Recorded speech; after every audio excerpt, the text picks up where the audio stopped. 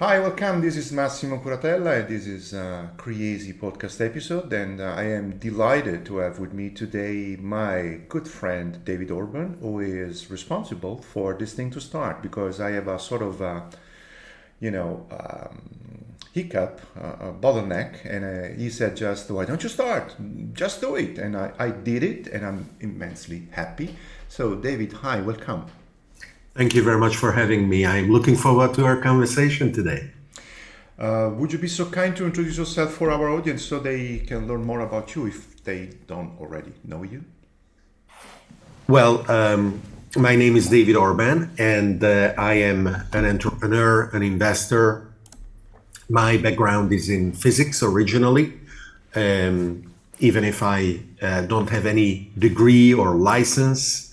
No one authorized me to do anything I do. After studying physics, went into artificial intelligence, and this was in the previous millennium. Since then, I created, scaled, and exited many projects, both in Europe and mainly in the US. Was part of the team that designed Singularity University at the NASA Research Park with funding from Google now something like 15 years ago, where we study exponential technologies and how they are changing the world. Teaching about these led me first to formulating the Network Society Manifesto that talks about decentralization. And more recently, a few years ago, the paradigm of Jolting Technologies, where we are looking at a rate of increasing acceleration in the world that is changing around us. So one of the criticisms that I received from you, Massimo, is that I am hard to put in a box. I am hard to label, and that may be true. And I just roll with it. It is what it is. That's why you're here. May I say that very proudly? That's one of the reason why you're here because I feel much the same in terms of being categorized. So, David, this is going to be a little bit of a weird conversation because I feel like I'm doing this for myself, first of all.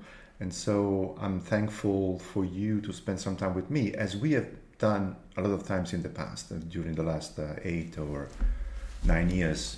So I kind of like to think this is a sort of a private conversation that is shared on the internet.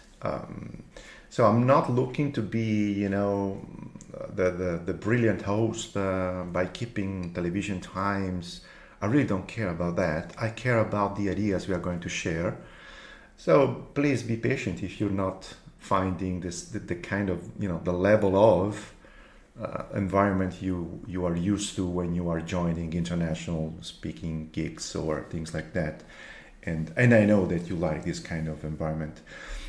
So, for instance, I will ask you informal question like, may I share my screen with you so you can see what I'm doing while the audience is listening? Can I do that? Go ahead. Okay.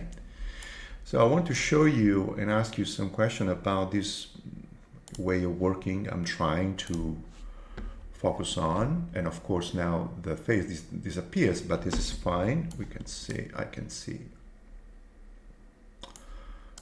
Okay.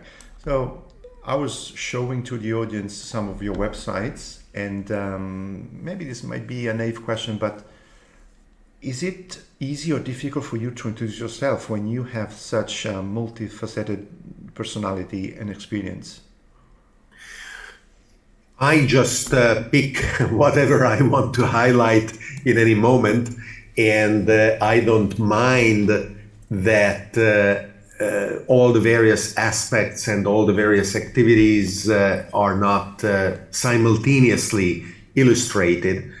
And I truly believe it is the same for all of us because I hope that the people listening or watching this recording have a multitude of interests, and it is just up to them to intertwine their professional life with those interests, or decide that it is not the case. Maybe they are a chemist and they like skateboarding, and they have a hard time seeing the connection between those two, and that is also perfectly fine.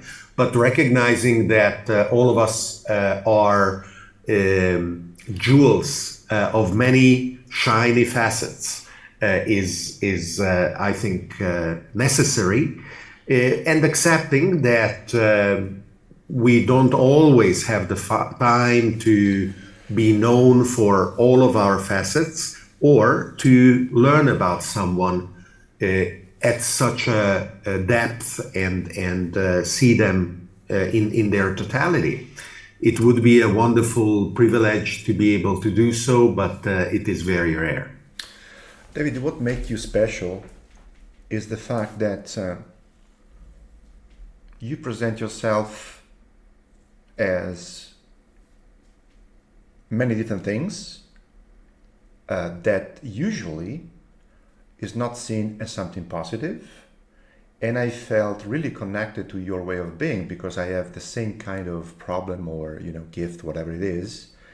And I learned in the hard way, in a painful way, that then you have to show that you have something to say in the things that you are good at, just to be very low level. Forgive me if I'm risking to be offensive. I'm saying, talking to myself, about myself, I used to say, I am a developer, a designer, a facilitator, a trainer, a teacher, a writer. And people used to look at me like, oh yeah, really? Yeah, what have you been writing? Or what have you taught? And so I discovered that exactly as you do, I pick this kind of hat according to the context. So sometimes when I don't want to talk to developers, I say, no, I'm a designer, sorry, I don't know anything about that. Or if I want to be in that environment, I say, yeah, I know about software development, we can talk about that. So, but then they say, it's either I show confidence, show confidence, but when I want, for instance, look for a job, I need to prove, I need to provide evidence that I am who I am to say. So how do you have this kind of problem? How do you manage that? The choice of becoming an authority in a particular specialized field is constantly made and reaffirmed by those who, for example, pursue a doctorate, a PhD, right? They may spend 3, 4, 5 years to add the tiny little sliver of knowledge to the totality of our knowledge as human civilization, and are rightly proud of that accomplishment.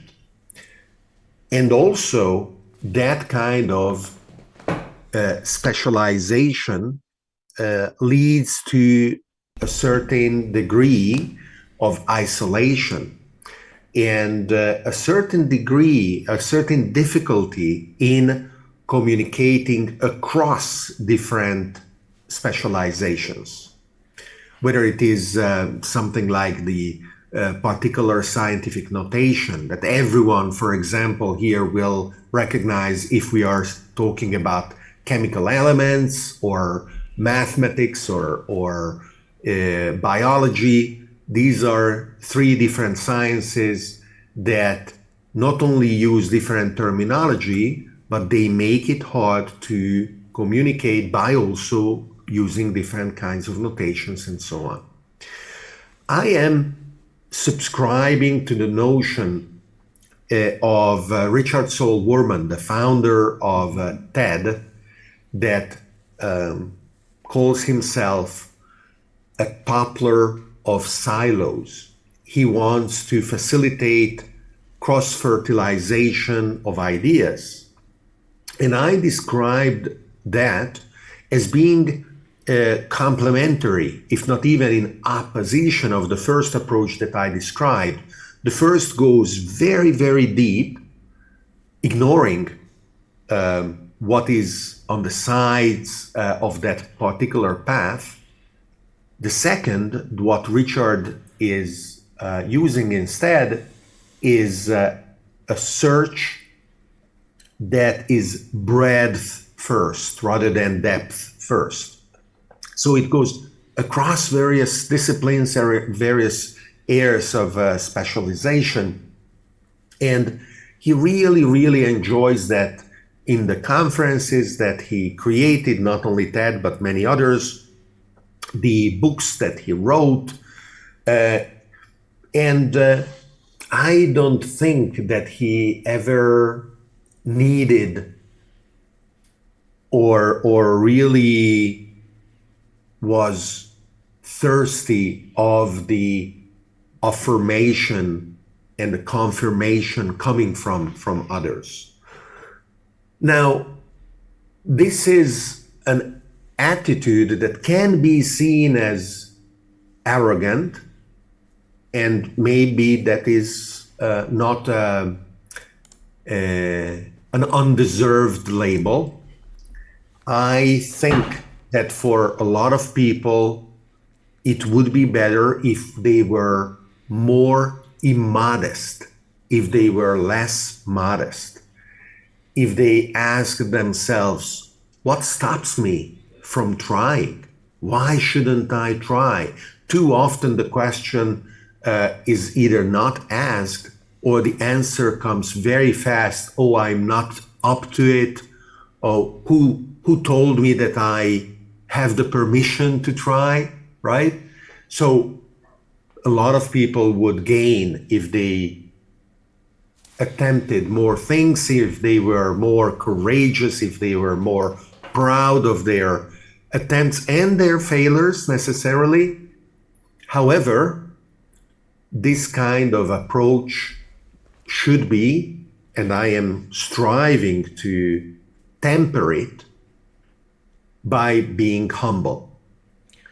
And that means very simply to recognize that the world is a beautiful and rich place of human passion and talent, where are a lot of others like you, or even better than you, very likely, that are doing similar things, and to recognize their contribution, to recognize their passion, and to share their achievements without reservation, without jealousy, without resentment. So I don't look for particular recognition. I don't aim to maximize the number of subscribers or the number of followers. And I am very, very proud, but also feel really connected to, whatever community of people I either belong to or that follow what I do, and I am grateful for it. Thank you. I want to talk about some of the things you mentioned. One is failure, that is connected to growing confidence. And one of the things that I like spending time with you is the fact that you irradiate confidence. You can talk about anything, anytime. And what makes a difference talking with you and to you is the fact that you are never shallow. So the problem of having to do with people who seems like can do many things, different things, successful, a lot of things, you have the fear that they might be shallow. It's like, not trustable, too many things. What it's different with you instead is that whatever we want to talk about, life, death, technology, or Python, it seems like you have a lot to say. And usually it's very inspiring. So I keep on saying to you during the years that I keep notes from our past meetings, and I keep thinking about it. And I got, some hints about some books, some people, and I have a lot of stimuli to learn new things. How do you manage to be able to be zooming in, zooming out while remaining coherent and not having the fear of saying bullshits or, Oh, looking like a stupid? so let's start with the false dichotomy of failure and success. One, then let's be cognizant, maybe even proud of our ability to bullshit and to check ourselves as we do so, winking to our audience, and then let's talk about zooming in and zooming out. Okay, so three things in your question, each very stimulating and important. So it is, could be seen as a little bit trivial, but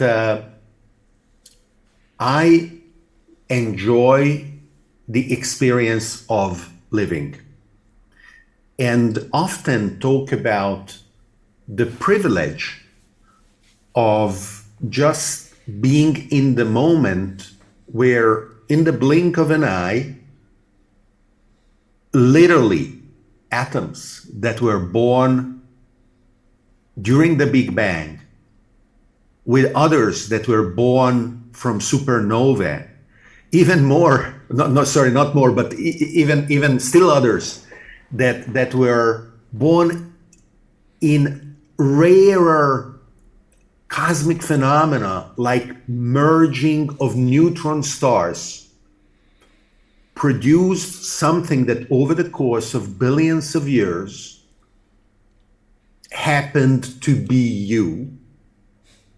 And then whether it is 50 years or 100 years or even a million years, whatever the duration of your life, is going to be followed by these atoms to keep going on their own journey and form other structures or just chaos, whatever it is, doesn't matter. But in that period, you have this ability of opening your eyes, looking around, and just be amazed. So almost anything to a comical degree is able to amaze me, right? And I enjoy that greatly, and I enjoy sharing that, both during my work, or in my personal life. But the way that we represent and we narrate whatever happens during that period is not something that is the consequence of the events themselves, is a consequence of an attitude, a desire, or a decision. And we have the power to tell ourselves, as well as the rest of the world, a story of our life that can be, if we want it to be, a sequence of triumphs or a sequence of failures, and it will be the same life. And the fact that this is indeed possible, and that you can pick and choose as you want, and of course in the middle, whatever middle ground you want to find among those two extremes, shows you that you have the power to decide who you want to be in the story of your life. And I won't necessarily bore you with one or the other of these chains of cherry-picked events that would represent my life as a sequence of failures or a sequence of triumphs. But the recognition of this possibility should also give everyone a view that on one hand, yes, we are the creators of our lives' story, and at the same time, we are also completely powerless and exposed to things that are completely outside of our control, like where we are born, who are our parents, where the first, your geographical location defines so much of what you can aim to achieve during your life. And the second, your genetic composition is again so much of what you are, what you become, and hopefully in the future, whether near or far, we will acquire new degrees of freedom that will enable as many people as possible to unshackle themselves from these two fundamental constraints. So these recognitions, these abilities to go meta and look at your life, you can look at the things that happen to you, should give, I wouldn't call it confidence, I would call it compassion towards yourself, to recognize that this is it, this is your life, and be fine, right? To be happy, whatever happy is, whatever fine is, but to earn that recognition. So that's the first. The second, yes, expressing opinions about things can only be done if you have a certain degree of confidence, and then you can express those opinions to various audiences. So when I am called to speak at a conference, maybe I'm in front of a few thousand people, and I will express some opinion about some topics. Again, without having had the license or the authority to do that, but because they invite me to speak and I'm happy to share those opinions. Or I do that with my children, and it is so amazing that the first, these conferences and the audiences and the CEOs and the board of directors never call my bullshit. My children, all the time call my bullshit. And it is wonderful because, yeah, to some degree, everything that we affirm is just waiting to be proven wrong. And as long as we are ready to accept to be wrong, and we are ready to recognize it and change our minds as a consequence, that is great. Just yesterday, for example, I realized that I was completely wrong in calling the paradigm of Jolting Technologies with the name, because from a mathematical point of view, and I, for whatever reason, I yesterday got into the more mathematical exploration of how these analogies apply or not apply. The super exponential phenomena and the variable rates of acceleration are not equivalent.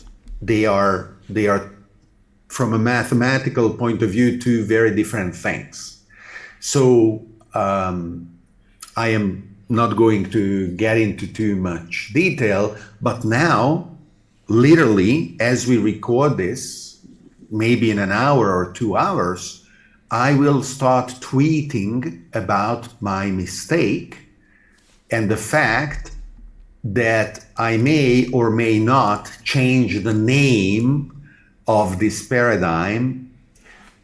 And if I do, I am gonna call it the paradigm of super exponential technologies, which is mathematically more appropriate. Or if I don't change it, I will just say, okay, so I am applying the term jolt in this way. And as long as it is explicit and understood, it's gonna be fine. And so, yeah, that's about both making mistakes and failing, as well as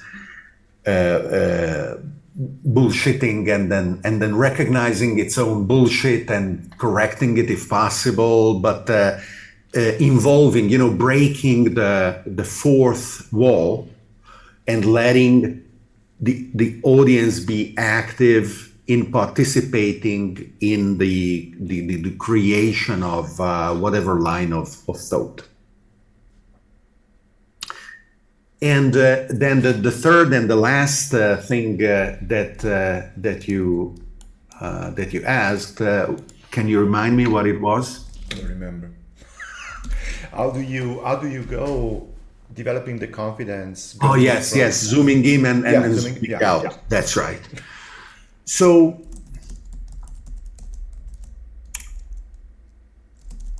the simple analogy that we are all familiar with is using our computer interfaces, whether it is a smartphone, a desktop computer or notebook, or the smart TVs.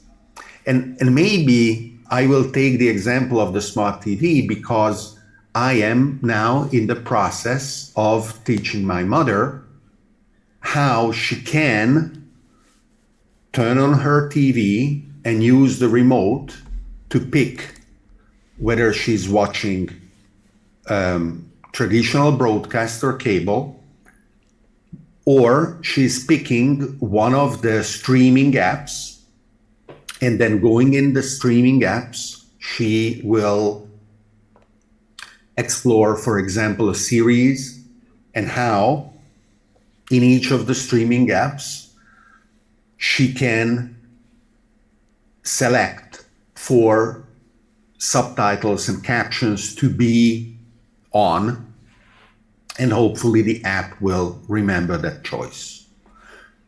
And the reason why this analogy, in my opinion, is appropriate, because that is what is happening. In order to get to a particular type of content, you are turning on the TV, which is the container, then you zoom in a little bit, picking the streaming app, then you pick the particular series, and then you watch the episode that you haven't yet watched, and you pick the setting that you like, for example, turning on the captions. And for her, this kind of progressive selection, or getting out of that branch and going down in the next branch for another movie or another series on another streaming platform, is not intuitive. So for me, the connections between areas of knowledge and domains of expertise are developing through experience, of course, but are developing in a manner that is fairly well structured, right?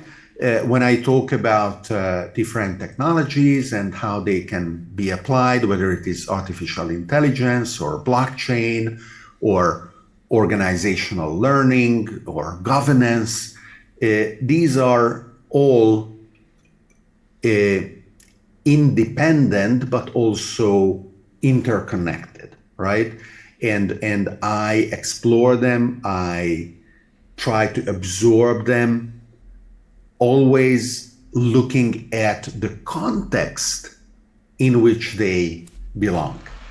And as you know, because similarly to how your podcast was born based on my input, my podcast was also born based on your input a few years before, and we called it the context. Yes. Exactly, because I always want to look at the bigger picture, which enables me to understand why something and what is its place in the network of knowledge that we share. I'm looking to show a link to the Context podcast by David Orban. I just found it. So it will be recorded and people will be having the chance to follow it. And so we were discussing before recording that it would be nice to have asynchronous conversations going on and trying to establish continuity by highlighting interesting topics, coming up with questions, and maybe getting back to this with another episode. So you have been so kind to say that you will be available. So I will looking for this recording. I will extract things to highlight and discuss again. And there's a lot that you shared. If I may, your questions today were very personal, and also what I would call very horizontal, methodological, almost epistemological, right? How do you go about acquiring, managing, and communicating knowledge? How do you go about thinking about what you do? How do you go about thinking about your thinking? They are. Which would be almost philosophical if we were not too shy to call ourselves philosophers. I think that they are. So if I may, of course, in future recordings, we can keep this direction of exploration, or there can be several possible alternative themes, and maybe the people who are following your channel can give feedback on what they would be interested in learning about. We could go more vertical to talk about various technologies, artificial intelligence, blockchain, quantum computing, and others, and synthetic biology, so many things that are changing the world, and what do we see their consequences going to be in the short, medium, and long term, as well as we could talk about how, as a consequence of these technologies, the concept of what it means to be human is also potentially going to change or stay the same. Have a conversation about that. What are the constants, and what are the new things, potentially radically new things, and can we adapt to them? Is there a fundamental limit to our adaptability, and what does it mean when the world would require that we overcome those limits? So this could be two branches of exploration and conversation to be had in the future. Yes, definitely. I appreciate that, because this goes on the record. I would ask for your help, for your suggestion about how I would work on this material I am collecting, including this one.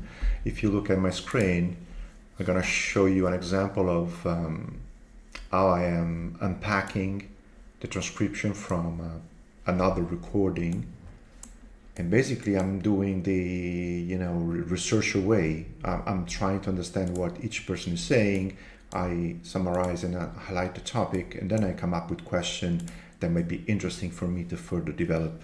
Now, what I'm doing this because this is absolutely painful for me. It's absolutely boring, painful. It's absolutely hell, and because I never did that. I always felt like summarizing on the fly, having intuitions, making connections. I never had the need of studying anything. I never studied in my life, and I think it's a limitation. Then I want to have any more. I want to go, yes, broad, as you were saying, mentioning the example of Wurman, but I want to go deep. I want to be able to go deep in some things that are really interesting, and I want to actually understand what other people have been saying. And I want to ask me the stupid question of saying, is this true, or is this useful to me, or how can I use this? And this is the kind of stimulation and stimuli that I have from you, because there are so many things that seems to be interesting. You mentioned usually in your podcast, in your speeches, the neo-Teni, having this love for new things. That I discover is something that newborns have, and it's something you're supposed to lose when you are becoming an adult. So if you keep on looking for new things, it's not necessarily a nice thing if you're not able to make a synthesis. So this is what I'm looking for. I'm trying to gather good sources of information and knowledge. Then I want to spend time by considering, reflecting on top of it, and then I want to make a synthesis. Now, I have no idea what I'm going to synthesize from these episodes, and this is thanks to you, but also thanks to the fact that I'm really, really having fun out of this, and I don't care what people think. And this is connected to what you were saying. I mean, I'm 50. Have I developed this kind of confidence? And I am blunt to say I don't care, but this is what I was not like that when I was young. I would have died rather than talking to the nice girl. I would have preferred to be incinerated, rather than say, hi, how are you? So I want to also try to share this process with whom feels like they're not confident. They see failure as a shame. They feel like, Max, you went, on the first episode, you were walking in the park. You were with your phone, and I could see a little bit of your belly. I mean, you're a little bit fat. Why don't I care now? But I was caring so much 30 or 40 years ago. So this is one of the questions I want to ask you, and I want to receive your impression about how I should proceed with this work that I consider work. So the effort that you are making is definitely useful. A little bit like the people who write in longhand and feel that the physical exertion of writing in longhand, the tactile feedback of the paper, the gesture of opening and closing the notebook and keeping it on the side. And I am not diligent in using them, but I have them, and it happens that I annotate something with a particular date, and I say the context ideas, the benefits of location sharing with the family and strangers, speaking in tongues, or I'm a human chat GPT. Speaking a language without knowing it, which comes from the fact that I was invited in Argentina to give a speech in Spanish. Yes. And I did it. Yes. And I don't speak. I'm proud to say that I understood most of it, more than 90% of it. Yes, because and when I uploaded the video to YouTube was What's the video? so humiliating to me because the automatic captions said Italian. Of course. So evidently my Spanish was not very Spanish. That's why I understood it. The local audience loved it. It was in a beautiful venue at the Planetarium of Buenos Aires.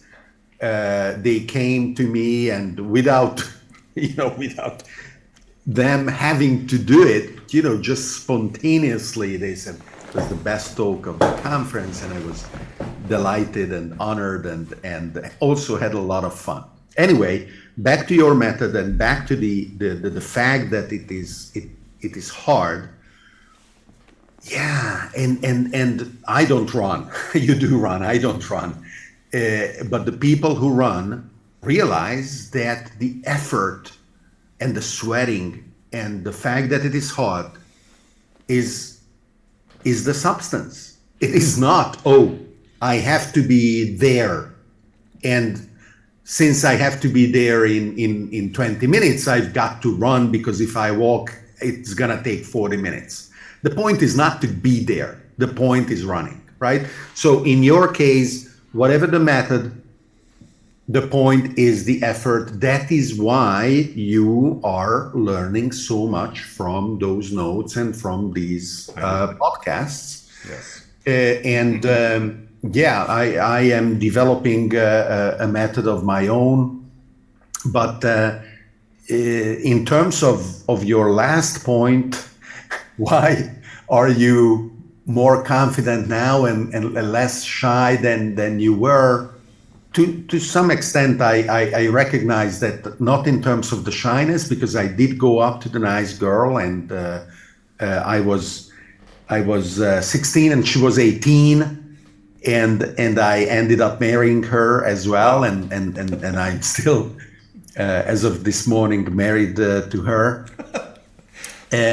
But in terms of the confidence, as far as I am concerned, part of the confidence comes from what I said at the beginning, this compassion for yourself, allowing yourself to admit that you know shit.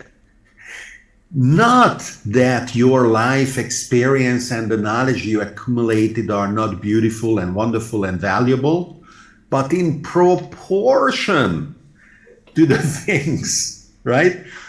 You see the books behind me. If you are watching this on video rather than on audio, there are many.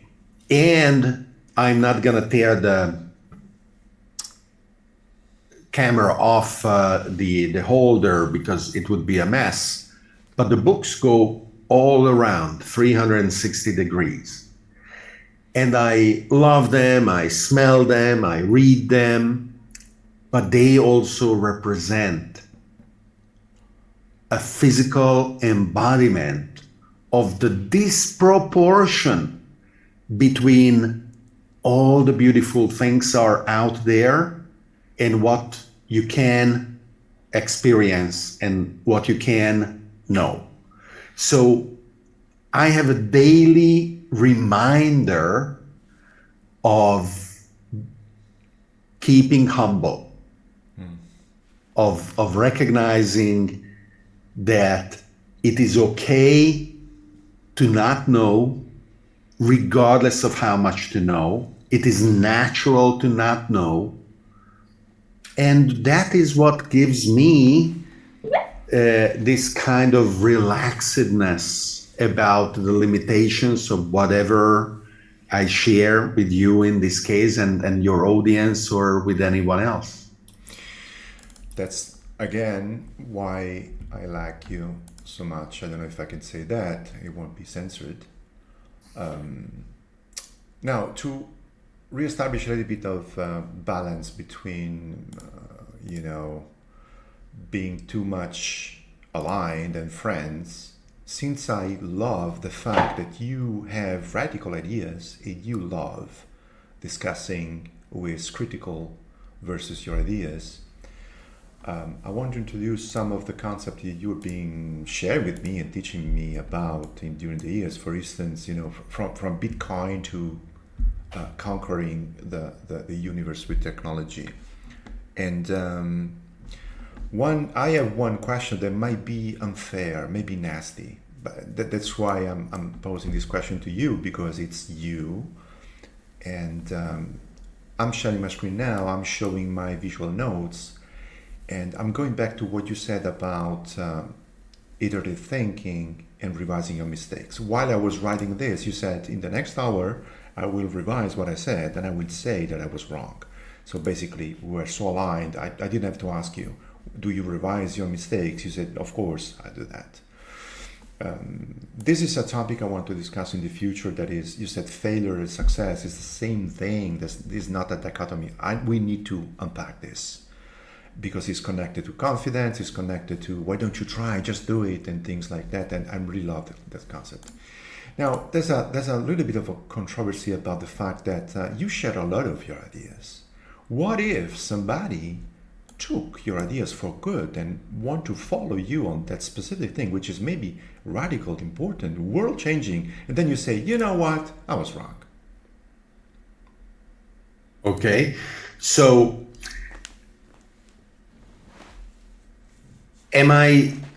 do I feel responsibility for expressing my ideas? Of course. And similarly, since the ideas are the children of our mind, you have to be reckless and give them birth, just like you cannot be sure about every possible pitfall or mistake before giving birth to a biological child. And people all over the world make decisions about their own future and about the future of their children without having all the information that ideally would be necessary if they wanted to be sure that they are not making a mistake or that there won't be very bad things in the future as a consequence of that child being born. So these ideas are my non-biological children. And just like, when someone marries or becomes a life partner with one of my biological children, the people who allow themselves to be infected by my mind children, my ideas, share that responsibility. It is not only my responsibility. I nurture and educate and help to grow into responsible adults, my biological children, and I nurture and help and, if necessary, correct my ideas. But I am not alone. I cannot be the only one responsible, exactly because they are shared. The responsibility is also shared. So yeah, if someone realizes that there is something wrong with my ideas and they let me know, it's a bit like when you are at dinner and this is a relatively elegant dinner and someone comes too close to you and they say, sorry, Massimo, there's something in your nose. And you become embarrassed for a moment. You turn around, you take out your handkerchief, you clean your nose, and then hopefully you go and turn back to the person that pointed it out and you say, thank you, you are a real friend.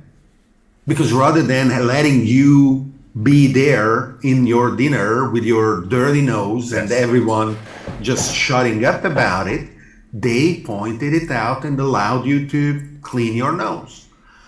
So it is the same. And to be precise, I'm a bit pissed that for 5, 6, whatever number of years, no one cared enough about my stupid paradigm of Jolting Technologies to point out, sorry, David, I actually thought about what you mean and could you explain it better? Because I think you are wrong. This is the reason why I think so. And if someone did that, I would have been able and correct it sooner. And now I'm going to correct it later. Now, in the meantime, I can assure you, no one built a new generation of nuclear reactors or spacecraft based on those mistakes so that they would blow up and create whatever. But nice to know. Thank you for saying that. No one did that, so that's good. But yes, there are examples of mistakes that have not been corrected for several decades that created, if not, well, potentially they created a global tragedy. One of these mistakes, and I don't know if we have the time to talk about it today, it concerns renewable energies and climate change, where the IEA, the International Energy Agency, is the world's most authoritative source for data about global energy, and the IPCC, the Intergovernmental Panel on Climate Change, that publishes its findings about how we are all gonna die, bases its assessment on the projections of the first agency that I mentioned, and the IEA, the International Energy Agency, has been for 20 plus years, constantly, every year, laughably wrong about the prospects of renewable energy.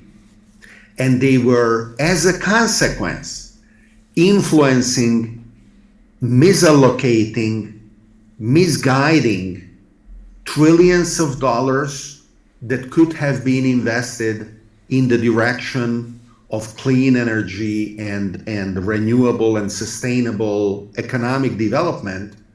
And that did not happen year after year after year. Do you have an idea why? Consistently. Do you have an idea why that happened?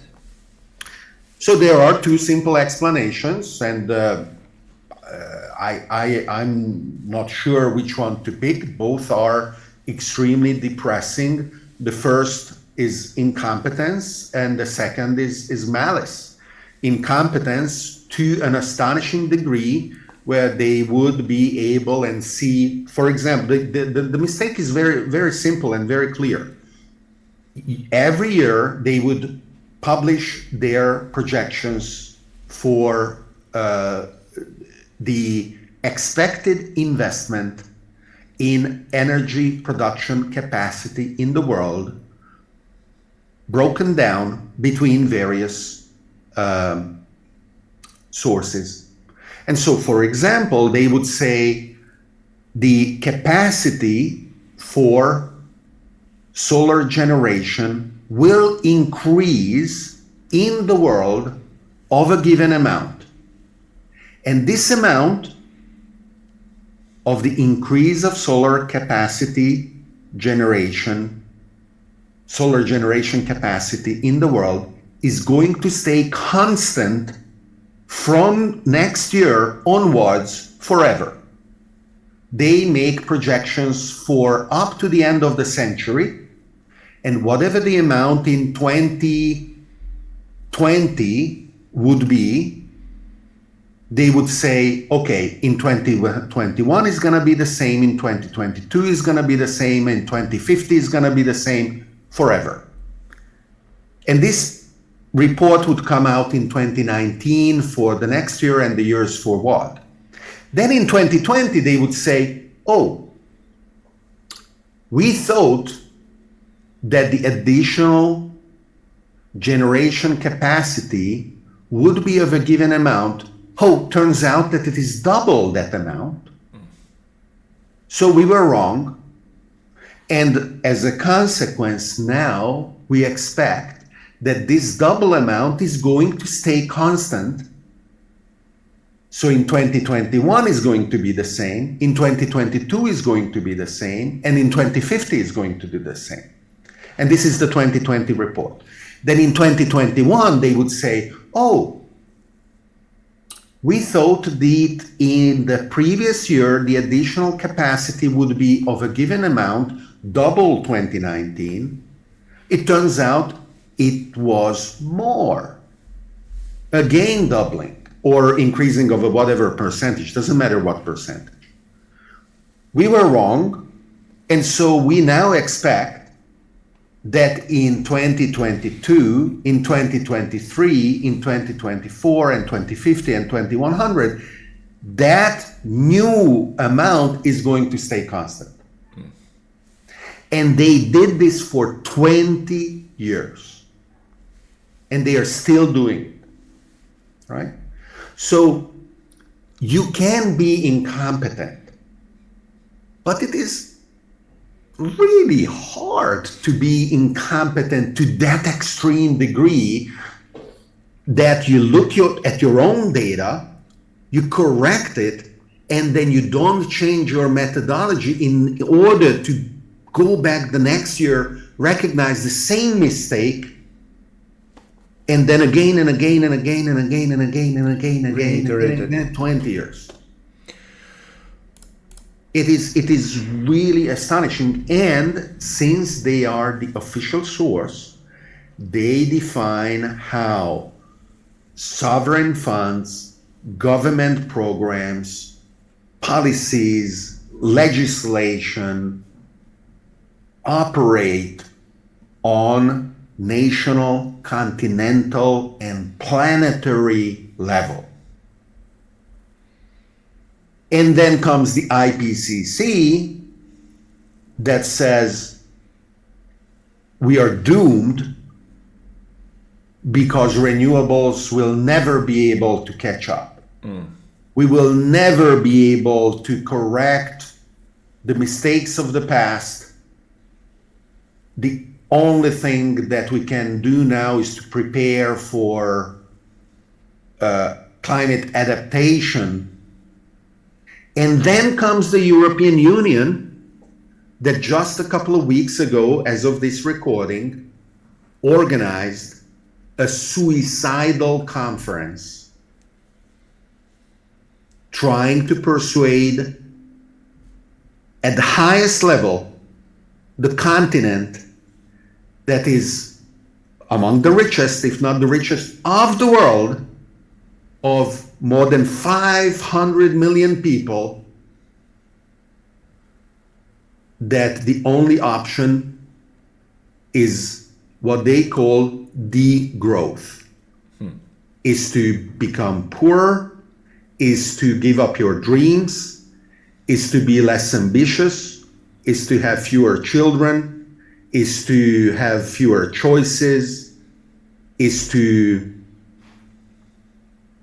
I am exaggerating, of course, but maybe for a proportion and a portion of the participants.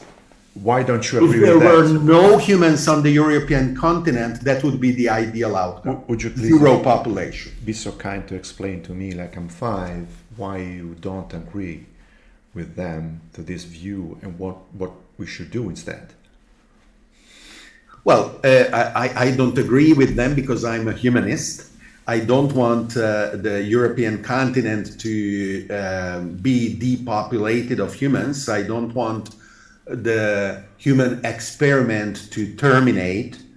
I want our brains that are today the only kind of matter that is able to wake up, see and feel awe in seeing the universe and recognize its beauty and feel curiosity and wanting to explore it. I want this to continue. And I feel it very, very naive to say that we have no other option but to stop trying to find a solution because the only solution is to do the things that I just said. I agree that our current definitions of GDP, gross domestic product, and our economic models are primitive, myopic, and oftentimes counterproductive. We can and we should reform them. I am advising an accounting reform think tank that aims to incorporate a new view of sustainability investments so that every company can put them on their balance sheet as an asset rather than having them as a pure cost and an expense, which by magic, literally by magic, by a shared agreement that changes nothing about the underlying laws of nature, would enable incredibly powerful incentives towards sustainability to be incorporated in the behavior of practically every company, to be prized and to be appreciated concretely by the stock market, that would look at their balance sheet and say, wow, this balance sheet is very strong because this company made a lot of investments in sustainability, which made their balance sheet stronger. And as a consequence, I want their share price to go up because they have a bright future, right? So there are a lot of things that we can reform, but I also believe that we still have a lot of technologies and a lot of things to invent and to deploy and to adopt, which will make our lives better and our children's lives better. It is not a gloomy future. It is a future that we can believe in, we can invest in, we can share as a bright future of opportunity. And I am happy to have further debates and further analyses that may change my mind around whether this kind of conference can have a useful outcome rather than a defeatist outcome for the continent and its participating countries. And I will be delighted to be wrong about it. But I hope that if I am right, even if Europe goes down that path, the other continents do not follow it. Not because I want the environment to be destroyed or nature to be depredated or the natural balance of the ecosystem to be upended, but because I believe in the power of technology to bring solutions, and whatever problem we have, the answer is not less technology, the answer is more technology, more science, more knowledge. This is a segue to the kind of radical question that I want to share with you, although we are about at the mark of the hour, so I thought that 1 hour is enough for me to work on as a transcript.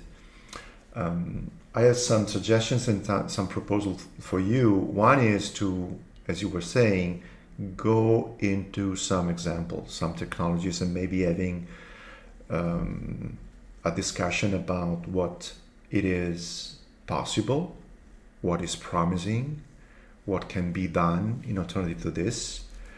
This is one of the things that I want to leave as a note and a proposal for next episode. Connected to that, which is quite big as a topic, I'm sharing my screen right now and I'm showing to you this acronym I stumble upon. This is Google Bard, but this is copied from a Facebook post in the memetics group, and they are mentioning the concept of labeling the people or things about those topics with TESCREAL, that is for transhumanism, extropianism, singularitarianism, cosmism, rationalism, effective altruism, long-term thinking. Since I recognize many or all of those topics as being deeply intertwined with the things we've been discussing for years, I think this is a good starting point for other discussions, because there are radical ideas about it. It's either, it's a vision that we must embrace, and let me show you why this is true and it's going to happen, and people who says it's a science fiction or it's just a way for rich people to keep their power over poor people. Now, since as you know, I'm curious, but I'm not really expert on any of them, I feel you might be the perfect person to have a critical and rational and relaxed conversation about it. How does it sound? It looks like we are setting up a couple of more conversations at least to start. One of them, examples of how technology could help addressing the challenges that we are facing as a society and humanity overall, specific and actionable, and potentially something that can look at how those solutions improve over time. And I'm happy to do that. And the second one is more methodological and epistemological, and look at whether these proactive principles of thinking about the future are something that a larger number of people could and should embrace, or they should be rejected for some kind of fault of their own. And I am going to be very happy to jump on and discuss those with you at any time that we are both available. Thank you. You can count on that. I have the desire, the dream of creating continuity between the guests and the participants of these sessions, and I'm not really finding strong connections, but it's one is coming from my friend Marco Genovesi, who is an artist and a visual effects director in London. He came up with the concept of being surprised when you are in the creative process. You come up with something that leaves you surprised because it's so engaging, or you think it's so amazing that you feel like you should include that thought, that concept into your work. What is your relationship between the creative process and being surprised?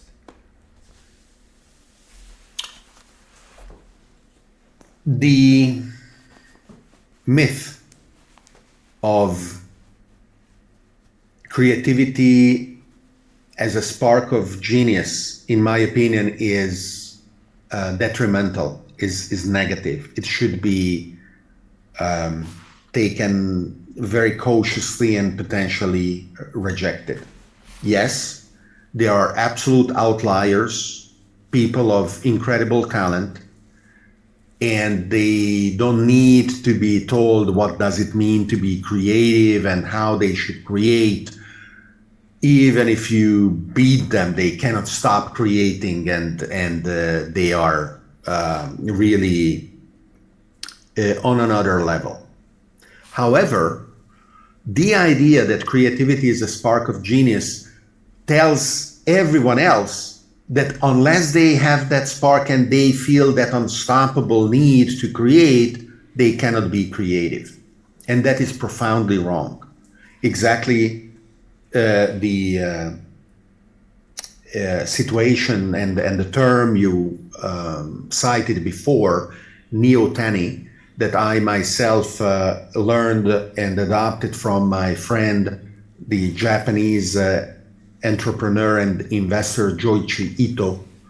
Neoteny, which is maintaining childlike features in adulthood, includes this beautiful ability to experiment and create that a lot of people persuade themselves they should not keep doing as they grow up, but they should and they could.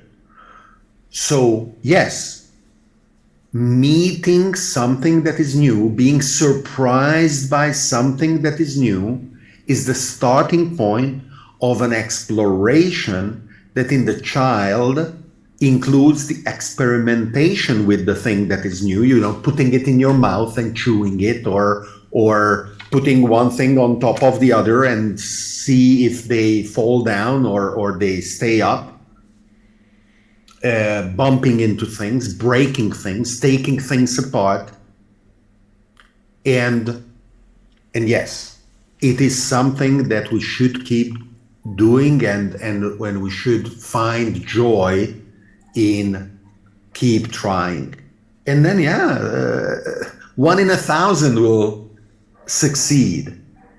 And that is fine. And it doesn't mean that you should be afraid of sharing the 999 that don't or didn't succeed. Also, because not always you can beforehand know which one will succeed.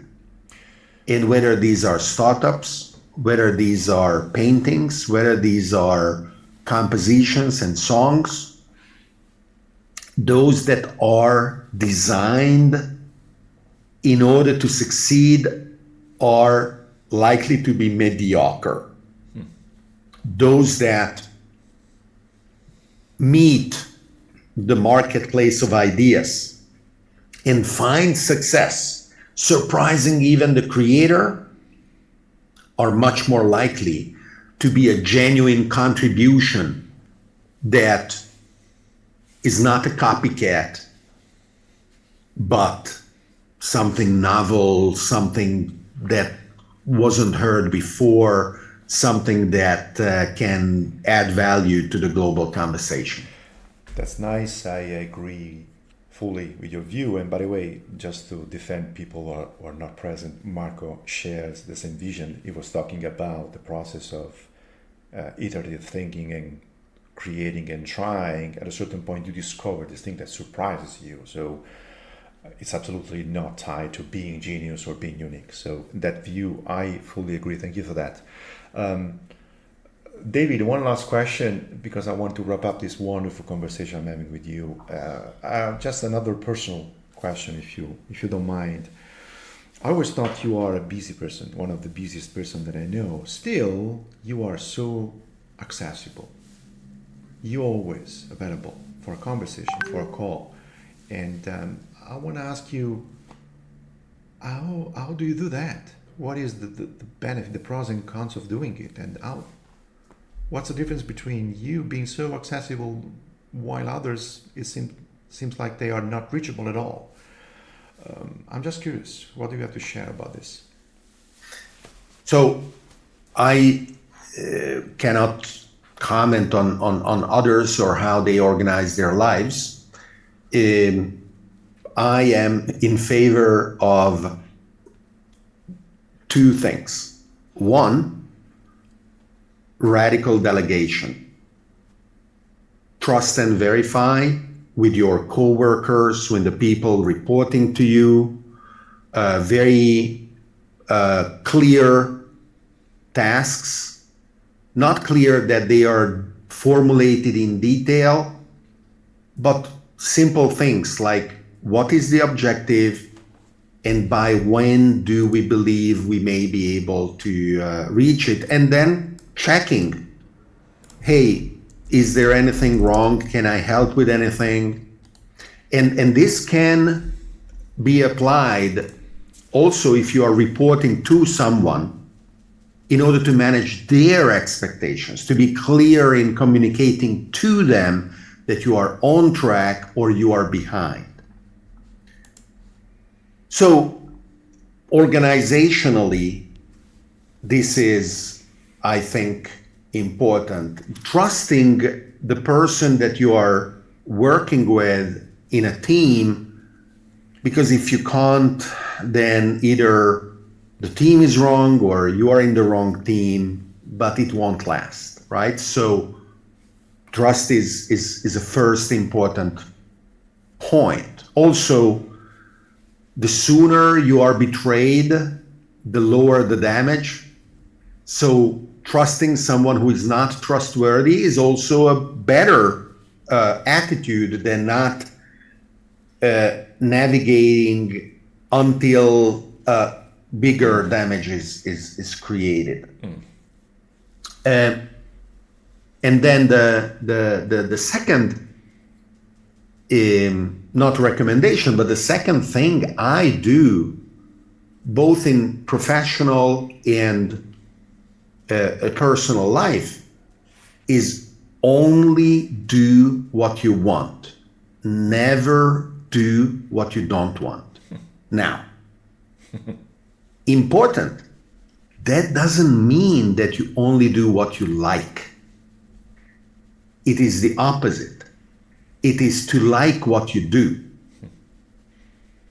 Before we made the example of running, again, I don't run, so I don't know, but I am sure that if examined objectively, the sweating, the suffering, the aching of the muscles, the substantial damage that you do to your body, that it needs maybe a day or a week or a month to recover from, is a list of negatives.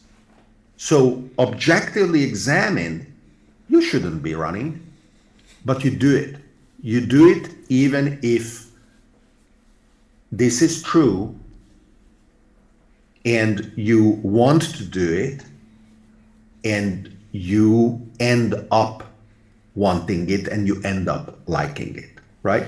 So when I don't know, there is some accounting thing that I need to review or I need to process expense reports and approve the payments or whatever it is, it is not something that I would spontaneously choose, but I want to do that. When my wife tells me, why are you emptying the dishwasher? Or why are you cleaning the kitchen? The answer is, I want to do it. Yeah. It's also meditation. It's relaxing. That's what I want to do. And at the same time, if in one of my projects, someone tells me, how come you didn't do something? I will honestly say, I didn't want to do it. That's why I didn't do it. Otherwise, I would have done it. Right? So, making oneself available or potentially also unavailable, and you suffer from selection bias. You see me available, other people maybe will tell me that I am unavailable. Might be, yes. Maybe. I, for example, don't have any problem telling people who want to sell me project management professional certification on LinkedIn, or who want to sell me lead generation services or search engine optimization, or dozens of other services by hundreds of providers, every day I receive, I would say, a dozen offers from service providers and a dozen or more from startups for investment opportunities, right? And I have no problem telling them no, or from time to time actually jumping on a call and hear them out. All right? And it is always something that I choose to do because I want to do it. And I do it with openness and curiosity and asking questions, playing devil's advocate, thinking about the questions I am asking them, which, you know, is one of my favorite questions is, or maybe the favorite question. I ask the people who pitch me for investment, as well as I ask a candidate who I am interviewing for a job that they could receive an offer for, as well as in many, many other situations, I ask them towards the end of the conversation, is there any question that you expected me to ask and I didn't? What is the question that I should be asking? And 90% of the time, they are very surprised by that. And then they volunteer something, hopefully. They say, oh, you should have asked X, Y, or Z. And those are very, very good moments in that kind of conversation. This is always inspiring, and I see branching a dozen topics that I will carefully review. So, David, I want to wrap it up, and I want to thank you for this wonderful time together. And I have one last question for you. Is there any question that I should be asking to you that I didn't ask? Your previous question was the last one. But yeah, I am happy for the ones that we listed, and I will be making myself available for future recordings, and what I will also do is to race with you to apply your workflow on your side and my workflow on my side to extract the topics and the knowledge from this recording. Yes. Maybe the audience that is following the video is not seeing it, but I have my AI assistant transcribing the recording as we speak. And then I will do other 2-3 steps and then provide you within a given amount of time the map of topics and whatever you will see. That's exciting. How can I improve future episodes? How do you think? What's an experiment I should do to learn something out of this experience? How many episodes have you published until now? 1. There are 2 in the pipeline. This is the 4th. Okay. So, first of all, maybe it is not yet time to alter the course. You are still opening the path. And only after 10 or 20 episodes, you will have accumulated enough understanding of your own process, as well as the feedback that you start receiving, to know what you should be doing different. And there are so many things, but it also depends what is your objective. So I was explicit about the fact that my objective is not to maximize the number of subscribers, is not to earn from advertising and sponsorships. So I want to learn how to learn better. This is my objective. There you go. I want to learn. There you go. Well, that's fantastic. So, making the process of topic extraction, more explicit, probably is useful. Document it, record an episode where maybe you don't have a guest, And just but do you it. just talk about your current methodology, then extracting the topics from that episode will give a more formal documentation of your workflow and learning process, and then examine it, right? In order to be able to measure it and improve it. Yes. What is your measure of a baseline learning, and what is the direction where you want it to improve? Do you want it to be faster, or do you want it to be more academically sound? Do you want it to be easier to apply to a consulting practice? Yes. You know, there can be different ways. Another that I can offer, in order to go in the direction of your objective, which is improve your to learn how to learn, is to invite guests that are aligned with that objective.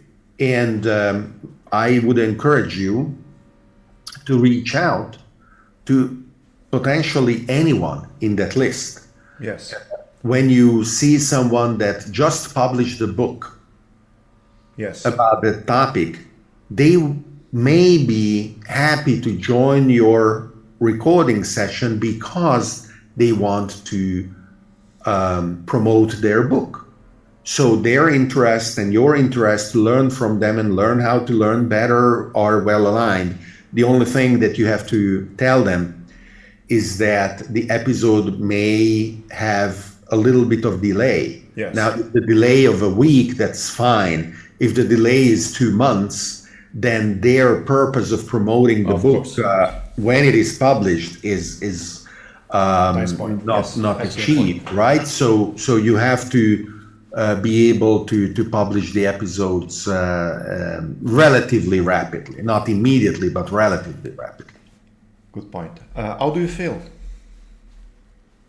Today? Yeah, now. I'm feeling fine, and actually I'm very happy about our conversation. I had fun, but I am also curious and eager for the next ones, right? So if you don't, I will reach out and say, hey, let's do the. That's cool. It's on the record, so I cannot deny it. David, I really appreciate your friendship and your time. It's really valuable to me, and I enjoyed a lot this session, and I will have a lot to work on it. So without adding any further question, I have many of them. I want to thank you. I want to say bye-bye and talk to you soon. Thank you, and I'm looking forward to the next conversation and the ones after that. Okay, thanks everybody. This was CREAZEE podcast. I'm Massimo Curatella. We had today David Orban, and talk to you next time. Bye-bye.